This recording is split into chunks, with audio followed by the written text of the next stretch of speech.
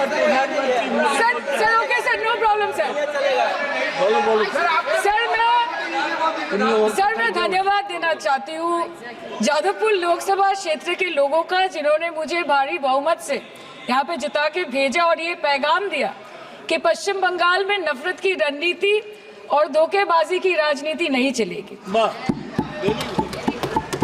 अध्यक्ष महोदय, मैं उम्मीद करूंगी कि आज आप मुझे पूरा बोलने का मौका दें, क्योंकि हाल ही में हुए नीति आयोग की जो मीटिंग हुई थी, वहां पे हमारी माननीय मुख्यमंत्री, जो देश की एकमात्र महिला मुख्यमंत्री भी है, उनका माइक बीच राह में ऑफ कर दिया गया था। वो बंगाल के अरे अभी तो शुरुआत है, ये तो ट्रेलर है, पिक्चर बाकी है।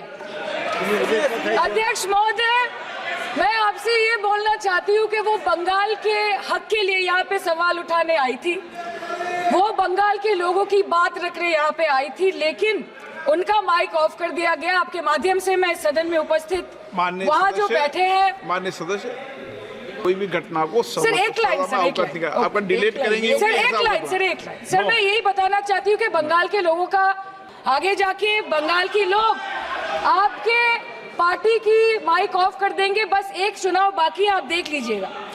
Sir, all India Trinamool Congress इस सदन और इस देश का थर्ड लार्जेस्ट ऑपोजिशन पार्टी है, और हम आपसे धन्यवाद हम आपको देते हैं कि आपने हमको रेलवे, स्वास्थ्य, शिक्षा और आज ये पशुपालन जैसे महत्वपूर्ण विषय पे चर्चा करने का मौका दिया। लेकिन तृणमूल कांग्रेस आगे जाके देश के हर महत्वपूर्ण मुद्दे पे बात करेगा, चाहे वो चीन का अनैतिक रूप से इस देश में प्रवेश हो या वो 700 से ऊपर आंदोलन जीवी किसानों की। माननीय सदस्य, आप पहली बार बोल रही हैं, मैं आपको हस्तक्षेप नहीं करना चाहता, लेकिन जिस अनुदानों की मांगों पर चर्चा सर अभी आ रहे हैं, सर अभी आ रहे हैं। सर नीट के घोटाले से लेके जीएसटी के बोझ तक, एयरपोर्ट की छत टूट जाने से लेके रेल पटरी से छूट जाने तक, तृणमूल कांग्रेस के सदस्य, हर सांसद देश के हर गंभीर मुद्दे पर चर्चा करेंगे, बस यही आपको बोलना था।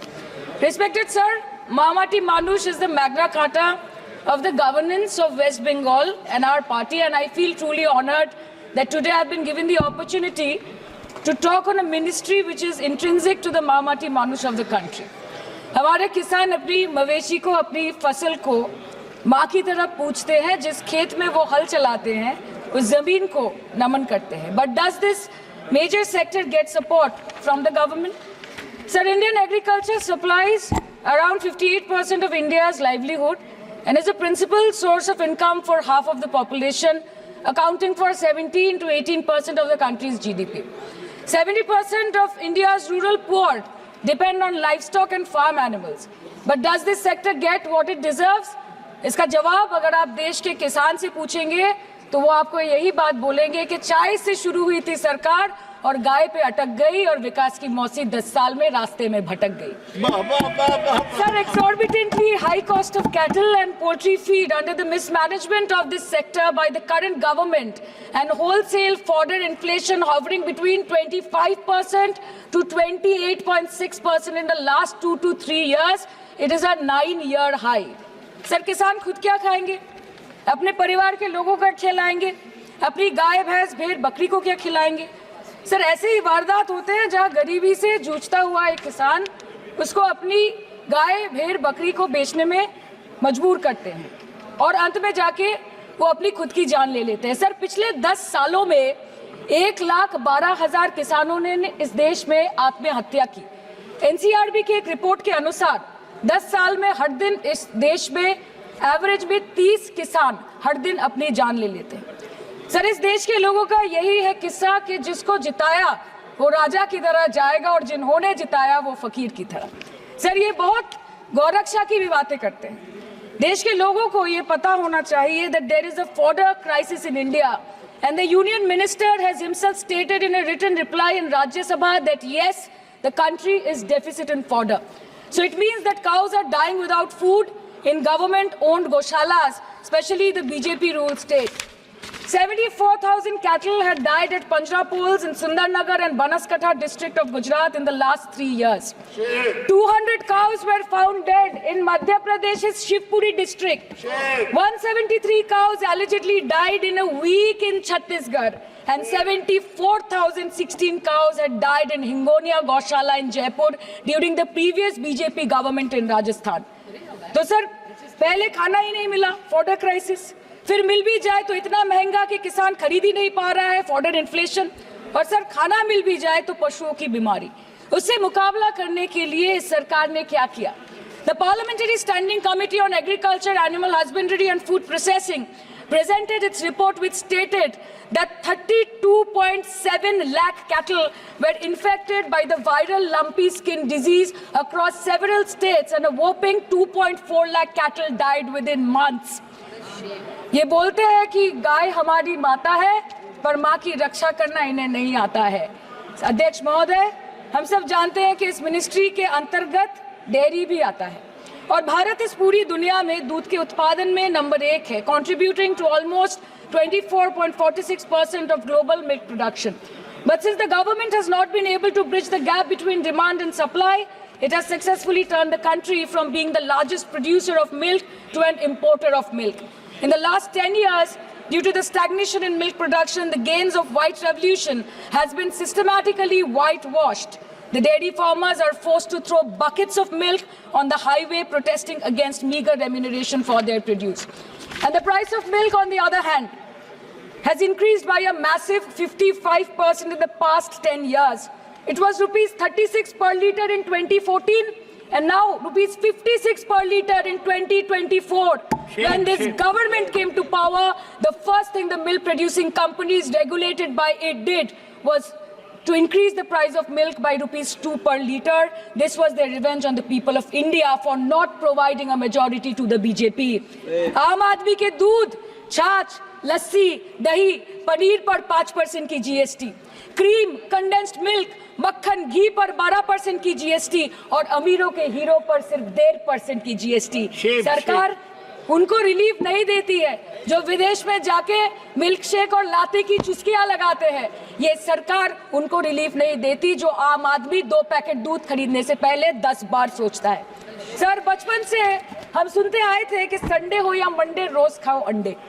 India rank 2nd in egg production in the world और अंडे का फंडा यही है सर कि भारत के बच्चों के किस्मत में महीने में एक अंडा नहीं मिलता। मिड डे मील के चलते हफ्ते में अगर एक आध अंडा मिल भी रहा था तो कहीं धर्म के नाम पे तो कहीं महंगाई के चलते उसे बंद करने की मांग उठ रही है। Sir, more than 50% children under the age of 5 suffer from chronic malnutrition in the country and roughly 17% children are underweight, and yet most BJP-ruled states do not serve eggs in midday meal scheme. This is the example of Poshan Kal in India. Sir, अंत पे आते हैं मच्छी पे। आप लोगों को ज्यादा पसंद नहीं पर हम क्या करें, हम तो माछे भाते बंगाली है, हमको तो बोलना ही पड़ेगा। And not to forget that 2.8 crore fisher folk are employed directly in catching fish in the country and millions are employed in the value chain of selling fish and aquaculture. India stands 3rd in the world in the terms of fish production, contributing to 8% of global fish production and ranks 2nd in aquaculture production.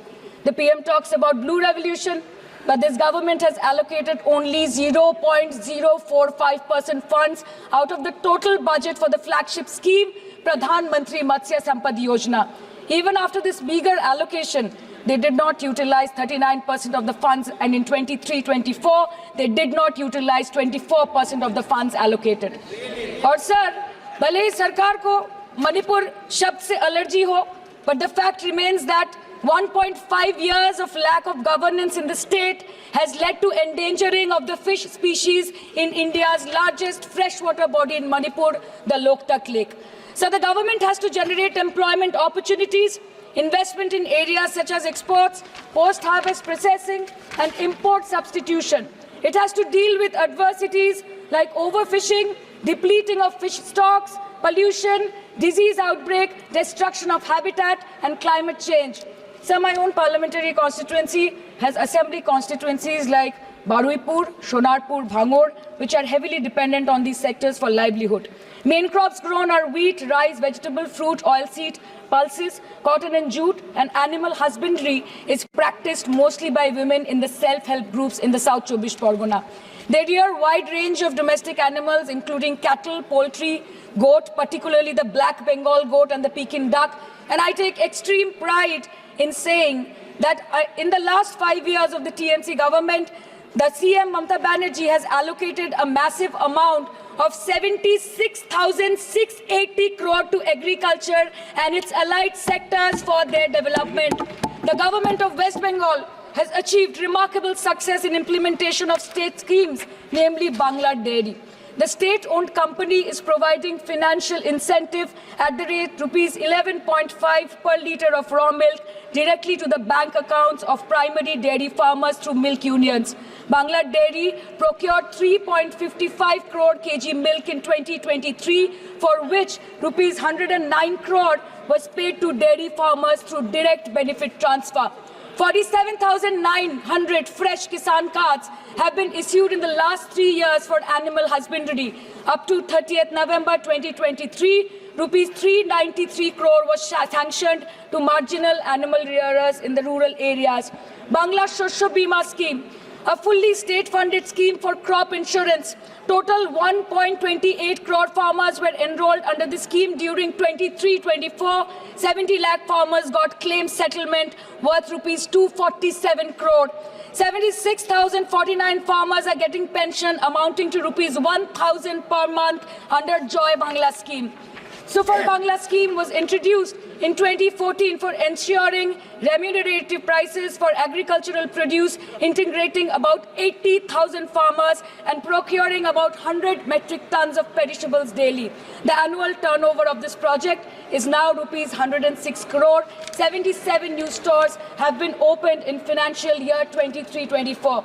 186 Krisak Bazars sub-market yards are running successfully, providing excellent marketing infrastructure for aggregation and ease of marketing.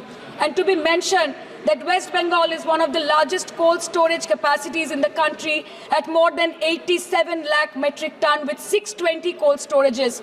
New investment of rupees 239 crore is upcoming in this sector this year with an employment opportunity for nearly 20,000 people. अरे उधर वाले बता इसमें बुरा क्या है, हवा के चार झोंके अगर इधर से भी गुजर जाए तो. Now coming to the demands of pending funds from the Government of India to West Bengal on animal husbandry and welfare. 50% of the central share, rupees 12.72 crore for financial year 23-24, being the recurring expenditure for mobile veterinary units is pending with the Government of India. Government of West Bengal requested for sanctioning an additional 126 MVUs for 24-25. However, it was regretted, citing want of funds. The proposed central share of 49.93 crore for financial year 24-25 for assistance to states for control of animal disease has not yet been released by the Government of India. Despite repeated persuasion, Department of Animal Husbandry and Dairying has not released the central share of rupees 10 crore for financial year 24-25 for various ongoing national livestock mission schemes, including the project for the establishment of Buck Semen Station in Horinghata. ये तो बस इसी ministry से बकाया है बंगाल का. अभी दूसरी मिनिस्ट्री प्रक्रिया तो पता नहीं कहाँ पे जाके ये खत्म होने वाला है. मैडम, मैं बस ये कहना चाहती हूँ कि इस बीजेपी सरकार ने पिछले 10 सालों में इस देश के लिए क्या किया, उससे बड़ी तालिका बनेगी कि 10 साल में क्या क्या कर सकते थे पर किया नहीं. 2014 में जो किसान मोदी है तो मुमकिन है सोच के और अच्छे दिन के ख्वाब देख के बीजेपी को वोट दे रहा था, आज 10 साल बाद वो बोलता है कि मोदी है तो नामुमकिन है. शायद अभी वो किसान है भी नहीं. तो इसीलिए मैं बोलना चाहती हूँ कि समय बड़ा महत्वपूर्ण होता है अध्यक्ष महोदय और बड़ा बलवान. बंगाली में हम एक बात बोलते हैं कि समय गेले साधन होबे ना. इसका मतलब यही है कि अगर समय चला गया तो साधना नहीं होगी, अगर भक्त रूठ गए तो आराधना नहीं होगी. और 3 से 303 से 240 के आंकड़े बोलते हैं कि इस बार जो आप चले गए तो दोबारा लौटने की संभावना नहीं होगी. तो यही बोल के मैं अपनी बात खत्म करती हूँ. Thank you so much.